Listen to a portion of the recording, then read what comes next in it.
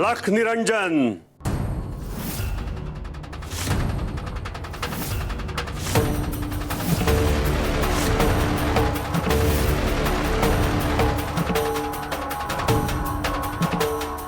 महाराज,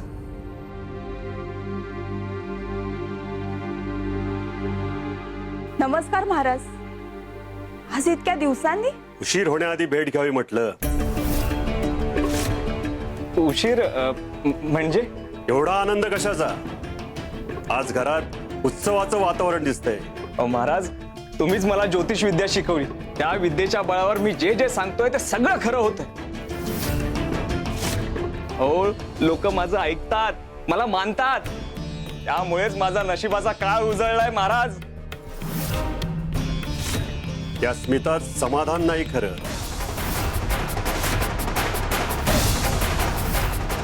महाराज, या ना आत बसा। हा, आजपासून हे घर आमचंच आहे। हो या। कळलंय? पण तुम्हाला कसं कळलं आम्ही इथे आहोत ते? कोण कुठल्या दिशेला चाललंय हे कळतं आम्हाला आधीच।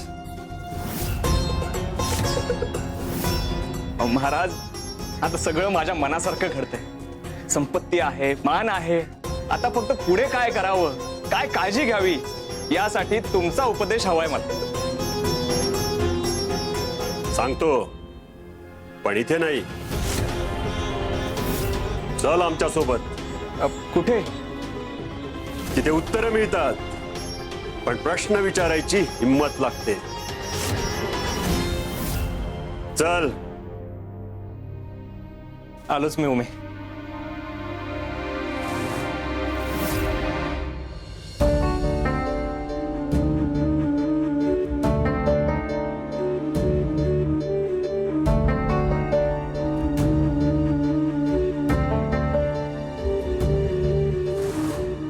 तुम्ही मला इथे का घेऊन आलात? असं काय उपदेश देणार आहात? आणि तेही या स्मशानात? या स्मशानात काय शिकण्यासारखं आहे?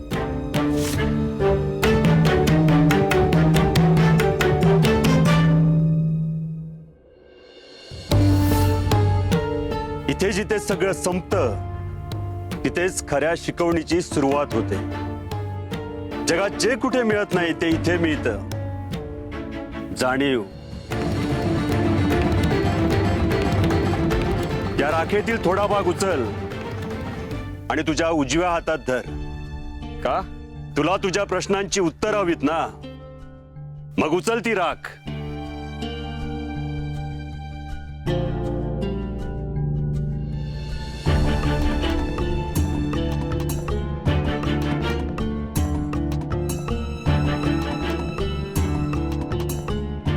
आणि आता या राखेतील डाव्या हातात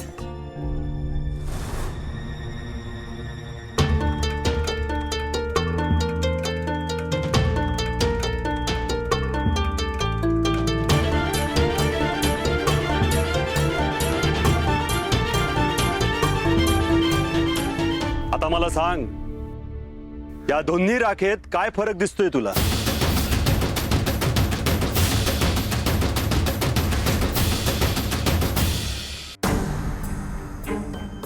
काहीच नाही। ही राखच आहे आणि ही राख, काहीच फरक नाहीये यात। तुझ्या उजव्या हातातील राख एका श्रीमंत माणसाची आहे आणि डाव्या हातातील एका गरीब माणसाची। डाव्या हातातील राख एका सज्जनाची आणि उजव्या हातातील राख एका दुर्जनाची। मृत्यूच्या समोर ना श्रीमंती उरते ना गरिबी, ना मान ना अपमान, उरते ती केवळ राख। जगात ज्याचा प्रवास सारखाच, त्याच्या प्रवासात इतका गर्व कशाला? तुला या राखेत सोनं दिसतंय का?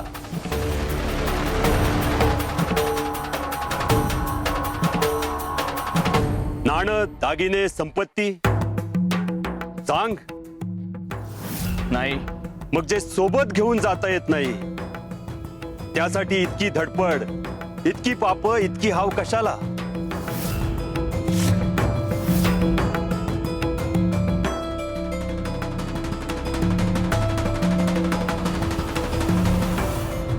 संपत्ती माणसाची नसते. माणूस जेव्हा संपत्तीचा गुलाम होतो तेव्हा त्याचा विनाश सुरू होतो. जे मिळालंय त्यात समाधान मानता येतं. ओरबाडून घेतलेलं सुख जखम सोडून जात. तुझ्या पापांचा घडा भरलाय अंगद. आता तरी स्वतःला आवर, प्रायश्चित्त घे, पुण्य वाढव. भावावर अन्याय करू नकोस, नाहीतर पस्तावशील.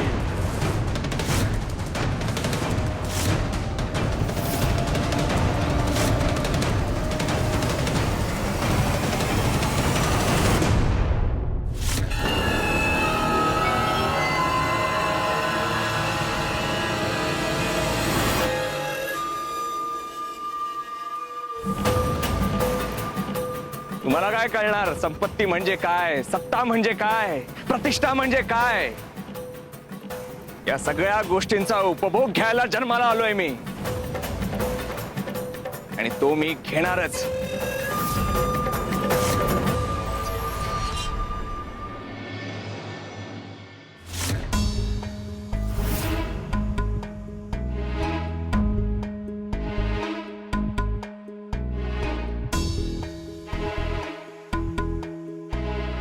अहो, असं दुसऱ्यांच्या घरात शिरणं मला योग्य वाटत नाहीये. मलाही वाटत नाही, पण हे घर त्याचं नाही, स्वामींचं आहे. आणि त्या अक्षता स्वामींचा प्रसाद आहे. मग चोरलेला प्रसाद परत आणणं हे मला पाप वाटत नाही. भाऊसाहेब, तुमचा हेतू शुद्ध आहे. स्वार्थासाठी नाही तर श्रद्धेसाठी तुम्ही हे पाऊल उचलले. हो मावशी, आम्ही कोणाकडून काही हिसकवण्यासाठी आलो नाही, किंवा जे आमचं आहे ते देखील परत मागायला आलो नाही. फक्त स्वामींचा आशीर्वाद शोधायला आलो आहोत. आणि त्यातही आमचं काही जर चुकत असेल तर आम्ही प्रायश्चित्त घ्यायला देखील तयार आहोत. पण आधी आपल्याला त्या अक्षता शोधायला हव्यात. ठीक आहे, तुम्ही आता अक्षता शोधा, मी बाहेर लक्ष ठेवते.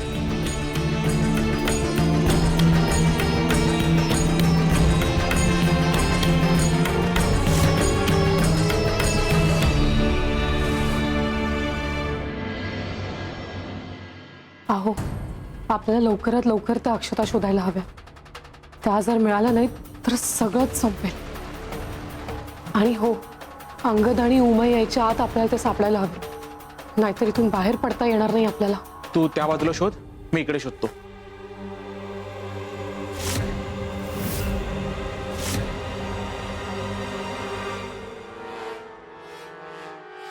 आता हे साधू महाराजांसोबत जाऊ नयेपर्यंत मी घरी जाऊन पैसे घेते आणि हलवायला लाडू बनवायला सांगते. आज गावात लाडू वाटायचे. अख्ख्या गावाला कळलं पाहिजे आमचे ज्योतिषाचार्य जिंकले. आजचा दिवस आमचा आहे. आज गावभर गोड बातमी फिरलीच पाहिजे.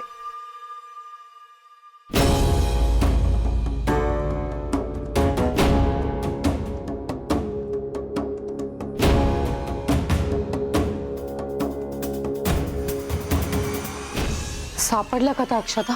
नाही सापडले. स्वामी, आता तुम्हीच मार्ग दाखवा.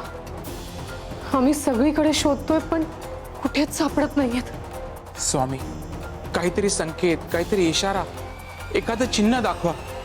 अहो, तुम्ही इकडे शोधा, मी तिकडे शोधते. हो.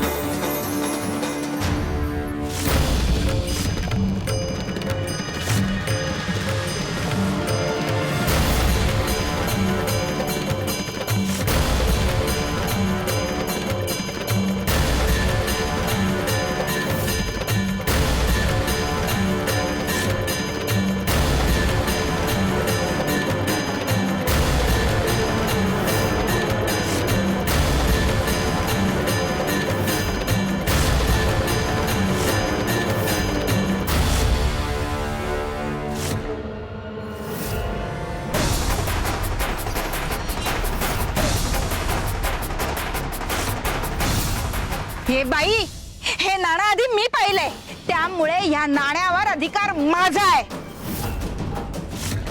मी बघितलंय आधी. सोड. लोक डोळे झाकतो, जरा डोक्याने विचार कर. ए उपदेश नको तुझे, कळलं ना? सोड म्हणते ना.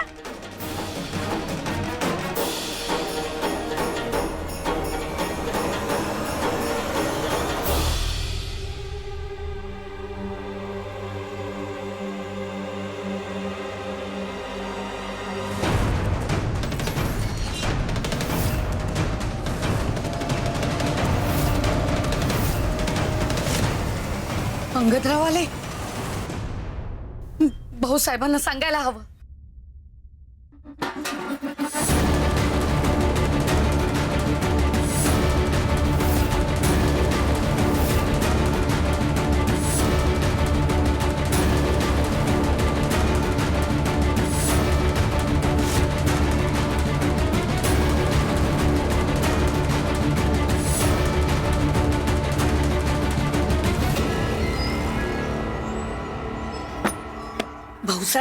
भाऊसाहेब भाऊ, अरे देवा, हिला काय झालं?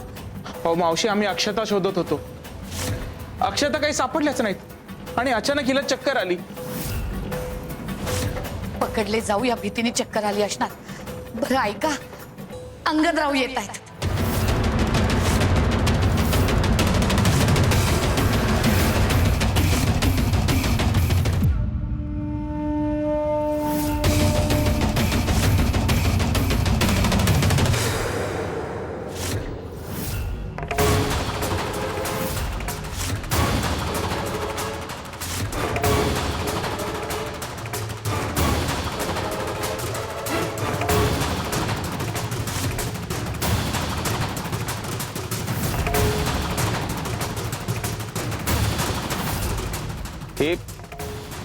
हे दाणे वर कसे आले?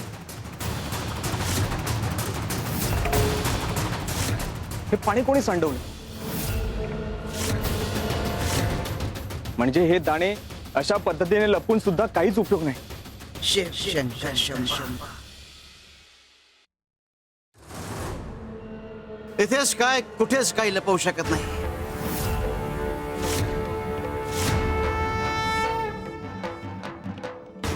अरे ब्रह्मांडात अशी कुठली जागा नाहीये जिथे आमच्यापासून काही लपवू शकता. शिव शंकर शंभो.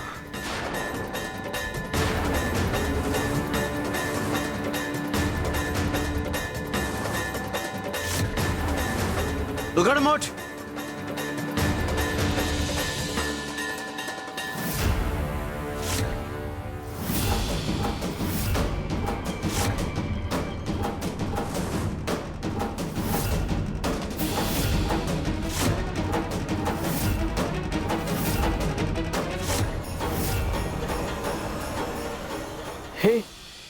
हे कसं काय शक्य आहे? हा भास नाही, प्रचिती आहे. जर आम्ही ठरवलं असता तर तुला हे दाणे चोरूच गेले नसते, किंवा ज्या क्षणी चोरले असतेस त्याला पुढच्या क्षणी ते पुन्हा मिळवता आले असते. अरे पण कपट मोडणं वेगळं आणि कपटातून सद्बुद्धी जागवणं वेगळं. जर आम्ही हे केलं नसतं, तुझ्या लक्षात नसतं आलं की तू चुकलायस आणि तुला बदलावं लागेल म्हणून कधी कधी आम्हाला काही गोष्टी खडू द्याव्या लागतात. शिव शंकर शंभो.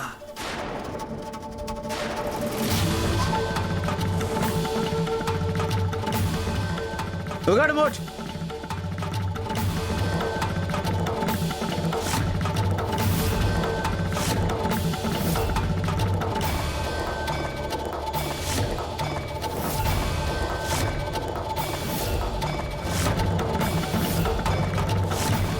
तुला आधी एकदा सावध केलं, तू ऐकलं नाहीस. पुन्हा एकदा सावध करतोय, बोध घे.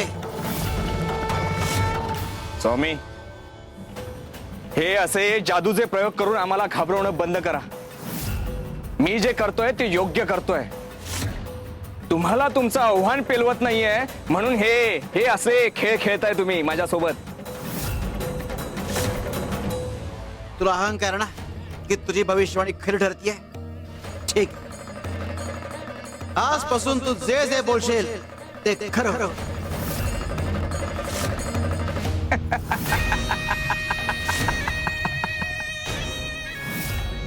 स्वामी, भविष्यवाणी खरी होणं वेगळं आणि मी जे बोलतोय ते खरं होणं वेगळं, असं काही नसतं.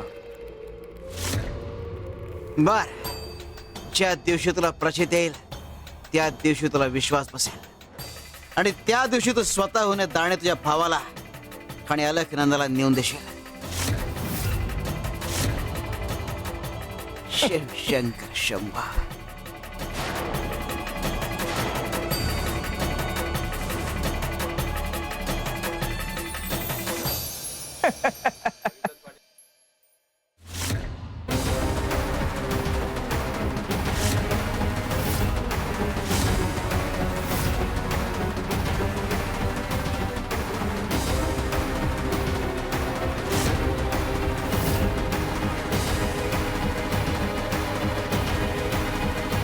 नाणं मी पाहिलंय त्यामुळे माझा अधिकार जास्त आहे. तू सोड सोड. हो, मी सोडणार नाही. तुम्ही सोडा.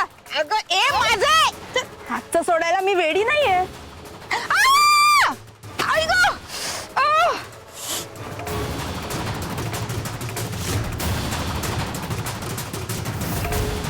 ह्या उमाच्या हातचं कुणी हिसकावून घेऊ शकत नाही. जे माझं आहे ते माझंच. आणि जर मी ठरवलं तर दुसऱ्याचंही माझंच. ए थांब.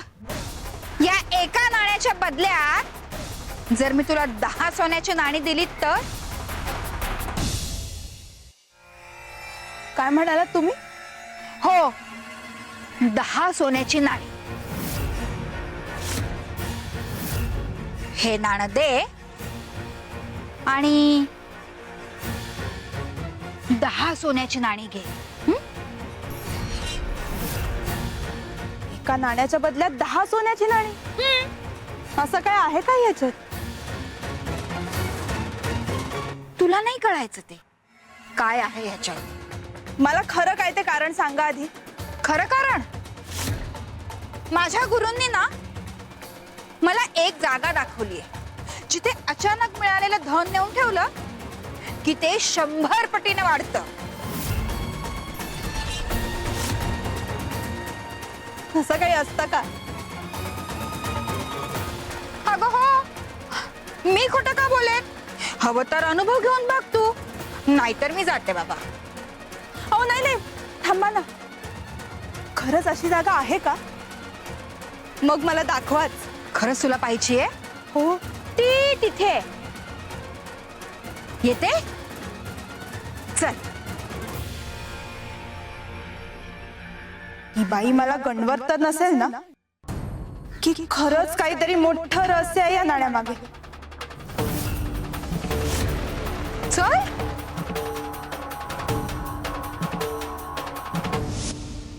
बस, हे नाणं ठेव इथे.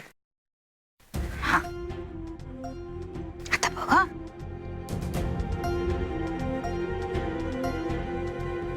हे वटवृक्ष, हे नाणं मी तुझ्या पायथ्याशी ठेवत आहे. 100 पटीने परत दे मला हे नाणं.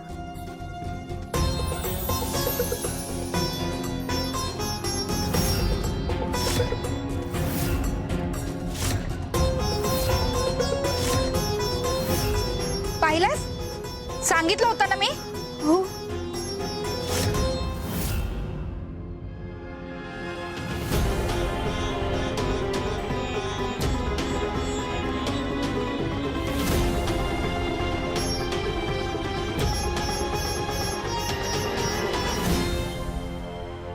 ही सगळी नाणी मला द्या, ही 10 तुम्ही ठेवा. नाही,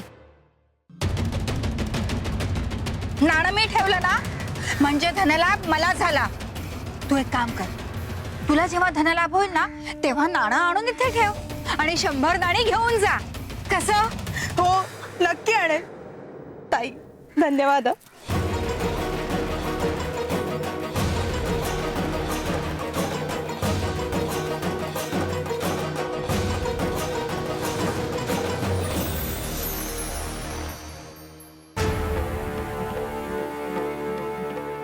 आणि तुमच्या वाईट कर्मांना तर सुमारच नाहीये, मग तुमचं काय होईल?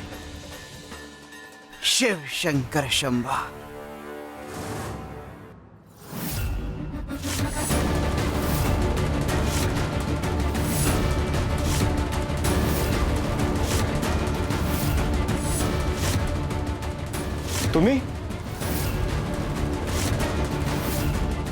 तुम्ही माझ्या घरात कसे शिरलात? उत्तर द्या. काय चोराला आलायत? हा, काय चोराला आलायत? सुंदरा मावशी, तुम्ही पाणी घेऊन या. हिला शुद्धीत आणायला हवं. मेली तर मरू दे.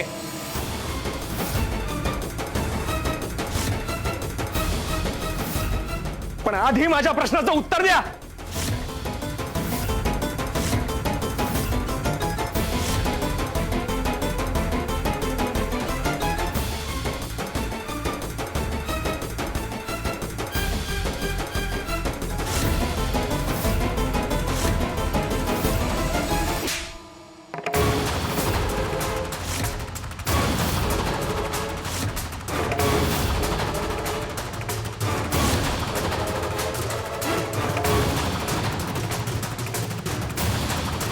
अलकनंदा, शुद्धीवर ये ग बाई. अलकनंदा,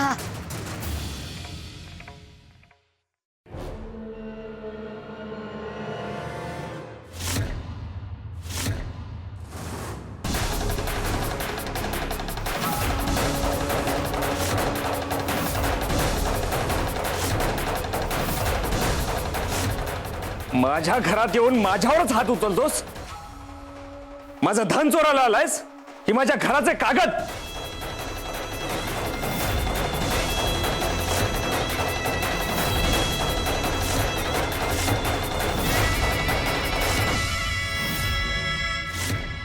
तुला जे करायचे ते कर, पण आधी माझ्या अलकनंदाला मला शुद्धीवर आणू दे.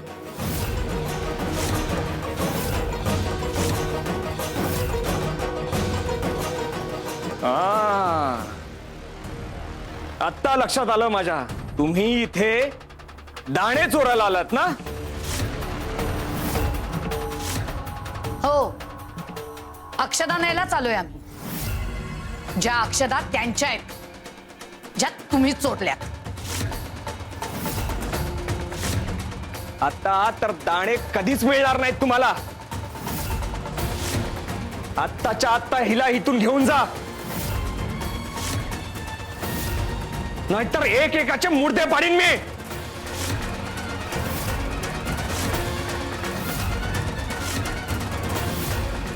अलकनंदा,